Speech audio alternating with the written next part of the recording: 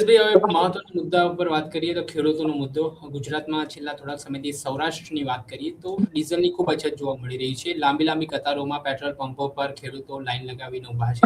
પહેલા તો આ સ્થિતિને કઈ રીતે જોઈ રહ્યા છે અને સૌરાષ્ટ્રમાં ખાસ કરીને આ પરિસ્થિતિ નિર્માણ પામી છે એની પાછળના શું કારણો છે?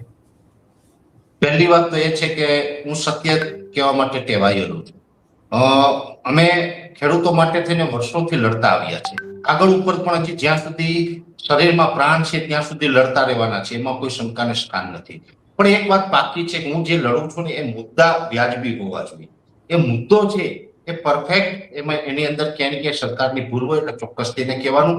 જો કદાચ સરકાર છે કે દેશ માટે સારું કરતી હોય તો અમે એને સપોર્ટ પણ કરવા વાળા માણસ છે. એટલે કે અમારે ન્યુટ્રલ છે. હું કોઈ રાજકીય માણસ તો છું નહીં કે માત્ર વિરોધ જ કરવો. પણ હા, એ ચોક્કસ વાત છે કે અત્યારે પેટ્રોલ અને ડીઝલ, અને એમાં પણ ખાસ કરીને ડીઝલની અછત છે, એની અંદર ખેડૂતો ખૂબ પરેશાન છે. અને આ પરેશાની છે એમાં ક્યાંય ને ક્યાંય સરકારી મેનેજમેન્ટ છે કાચું પડી રહી છે.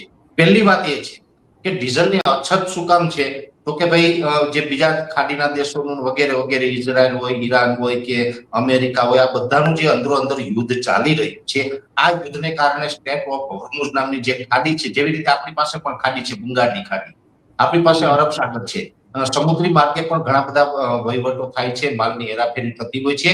એમ સ્ટેટ ઓફ હોર્મુઝ છે કે જ્યાંથી આપણે બધું જે કાંઈ લઈ જવાનું હોય છે એ ઘણા સમયથી બંધ છે, વળી ક્યારેક ખુલે છે. એટલે જે અસુવિધાઓ છે એને કારણે આ પરિસ્થિતિનું નિર્માણ થયું છે. આમાં કોઈ એવું નથી કે સરકારનો એવો ઈરાદો નથી કે પેટ્રોલ અને ડીઝલનો પુષ્કળ જથ્થો છે લાઈનમાં ઉભા રાખી દેવા, એવું નથી.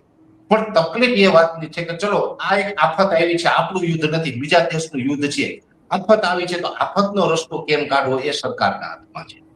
તો સરકારે આમાં ક્યાંક ને ક્યાંક કાચું એ પડી રહ્યું છે કે ખેડૂતોને નજરઅંદાજ કર્યા છે. હવે આમ જોવા જઈએ તો ફેજાનભાઈ, હું તો સૌરાષ્ટ્રભરની અંદર અને ગુજરાતભરની અંદર ફરતો રહેતો હોય છે.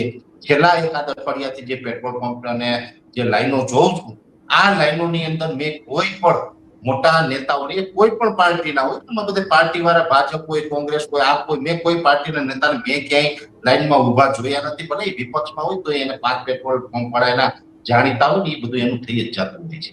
આ સામાન્ય પ્રજાને જ આમાં હેરાન થવાનું હોય છે. એટલે મેં કોઈ પાર્ટીના કોઈ નેતાને ક્યાંય લાઈનમાં ઉભા રહેતા જોયા નથી. મેં કોઈ ઉદ્યોગપતિને લાઈનમાં ઉભા રહેતા જોયા નથી. મેં કોઈ મોટા કલેક્ટર દરજાથી લઈને મોટા અધિકારીઓ જે છે, સરકારી નોકરિયાતો, એને મેં કે લાઈનમાં ઉભા રહેતા જોયા નથી. લાઈનમાં કોણ ઉભું છે? માત્ર ને માત્ર આ રાજ્યનો ખેડૂત. હવે ખેડૂતની વાત કરવા જઈએ તો ખેડૂત આમ તો દરેક જગ્યાએ લાઈનમાં ઉભે. મને તો હમણાં ખેડૂતના દાદાએ એવું કીધું, પરેશભાઈ અમારો જન્મ જ લાઈનમાં ઉભા રહેવા માટે થયું છે. લેવા જઈએ તો ન્યા અછત તો એની લાઈનમાં ઉભવાનું, પાક નુકસાની થાય એનું ફોર્મ ભરવાનું તો ન્યા લાઈનમાં ઉભવાનું, વાવાઝોડું આવે તો અતિવૃષ્ટિ થાય એની સહાયનું કઈ જે જાહેરાત કરે ન્યા ફોર્મ ભરવાનું હોય તો ન્યા લાઈનમાં ઉભવાનું. એ બધામાં લાઈનમાં ઉગતા પછી માલ તૈયાર થાય, ખેડૂત મગફળી, કપાસ કે વગેરે જે ઉત્પાદન લઈ આવે એ વેચવા જાય તો ટેકાના ભાવે, પેલા ફોર્મ ભરવા માટે ટેકાના ભાવે લાઈનમાં ઉભવાનું, પછી માલ વેચવા માટે લાઈનમાં ઉભવાનું, યાર્ડમાં જાય તો યાર્ડ ટ્રેક્ટરો લઈને લાઈનમાં ઉભવાનું, અને હવે બાકી હતું એટલે ડીઝલની લાઈનમાં ઉભા રાખી દીધા છે. એટલે ડીઝલની લાઈનમાં ખેડૂતો ઉભા છે ને અત્યારે ખેડૂતોને ખાસ ડીઝલની જરૂર છે. કેમ કે ડીઝલ વગર ક્યાંય વાવેતર થાય એવું નથી. ચોમાસું હવે ખૂબ નજીક આવી ગયું છે, ડીઝલની જરૂર છે. એટલે સરકારે તાત્કાલિક ધોરણે ખેડૂતોને ડીઝલ આપવું જોઈએ. ખેડૂતનું જે ખેત ઉત્પાદન છે એમના કોઈ ભાવ નથી વધ્યા, એના ભાવ તો હંમેશા ડાઉન થતા જાય છે. અને ખાતર, દવા, બિયારણ, ડીઝલ આ બધું મોંઘું થતું જાય છે એટલે ખેતી અઘરી થઈ છે. એટલે સરકાર જો ખેડૂતના હિતમાં વિચારતી હોય તો ડીઝલ તો સમયસર પૂરતું આપવું, પણ અત્યારે 7, 12, 8 ની નકલ જોડીને સાથે સાથે સબસિડીમાં દરેક ખેડૂતને ડીઝલ આપવામાં આવે તો જ ખેતી કરવી પોસાય છે. અને મોટી કંપનીઓમાં ડીઝલ જતું હોય અત્યારે સ્ટોપ કરી દેવું જોઈએ. મોટી ઇન્ડસ્ટ્રી હોય અથવા તો નેતાઓ છે, આની ગાડીઓ છે મુકાવી દેવી જોઈએ. આ તો બધા ઠીક છે કે વિડીયો બનાવે કે પ્રધાનમંત્રી કીધું એટલે અમે પબ્લિક ટ્રાન્સપોર્ટ નો ઉપયોગ કરું છું, વિડીયો બનાવે છે, પણ બધા 7-8 ની એવરેજ આવે ને એવી ફોર્ચ્યુનર ગાડી લઈને ફરે છે. એટલે આમાં કોઈ એમાં કઈ એવું નથી કે કોઈ અપીલને ધ્યાનમાં રાખીને એને અમલવારી કરી. આ બધું પબ્લિકને બેવકૂફ બનાવવાની વાતો ચાલે છે. અને એ બધાને ડીઝલ મળી પણ જાય છે, બધા ડીઝલની ગાડીઓ લઈને ફરે છે. એ બધાની ડીઝલની, હું તો એમ કહું કે અત્યારે સમય એ આવી ગયો તાત્કાલિક ધોરણે વટ હુકમ બહાર પાડી દો કે ટ્રેક્ટર સિવાય કોઈ પણ વ્હીકલને ડીઝલ જ ના આપે. કોઈ પણ એ પછી કાર હોય કે XYZ ગમે તે હોય, ટ્રેક્ટર સિવાય ખેડૂત આવે ને એ પણ ખેડૂતે 7-12 ની નકલ લઈ અને નકલ બતાવી જાવ, ડીઝલ પુરાવી જાવ અને પૂરતે પૂરતું ડીઝલ જો ખેડૂતને આપી દેવામાં આવે ને તો જ ખેડૂત વાવેતર કરી શકે એમ છે. નહીતર ખેડૂત છે એ ચોમાસું હમણાં આવી જશે અને વાવેતરથી વંચિત રહી જશે. એટલે તમારા માધ્યમથી સરકારશ્રીને મારી એક નમ્ર વિનંતી છે કે બધા જ ખેડૂતોને સમયસર ડીઝલ આપો અને બધા જ ખેડૂતોને 50% જેવી સબસિડી કમસે કમ આપો, નહીતર આ ડીઝલ પોસાય એમ નથી. જે તમારા 100 રૂપિયા આસપાસ ડીઝલ પહોંચ્યું છે, 50 રૂપિયાની આસપાસ જો ડીઝલ ખેડૂતને અત્યારે તાત્કાલિક ધોરણે આપવામાં આવે તો અત્યારે ડીઝલ પોસાય એમ છે. કેમ કે ડીઝલ પણ ઓછા ડીઝલમાં ખેતી નથી થતી. એક તો અત્યારે બળદ નથી, ટેકનોલોજીના નામે આપણે બધાને ટ્રેક્ટરો લેવડાવી દીધા.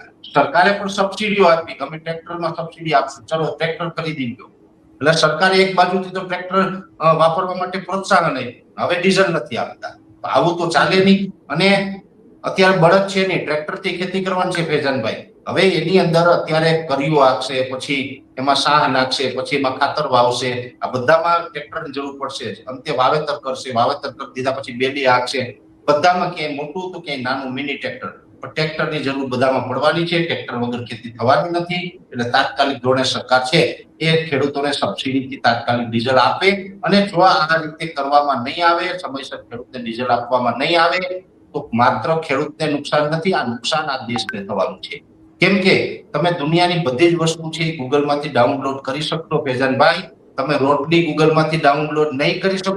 તમારે રોટલી ખાવી હશે તો ગુજરાતનો કે આ દેશનો ખેડૂત છે એ અનાજ લઈ આપશે, એ અનાજ ઉત્પાદન કરીને આપશે તો તમે રોટલી ખાઈ શકો.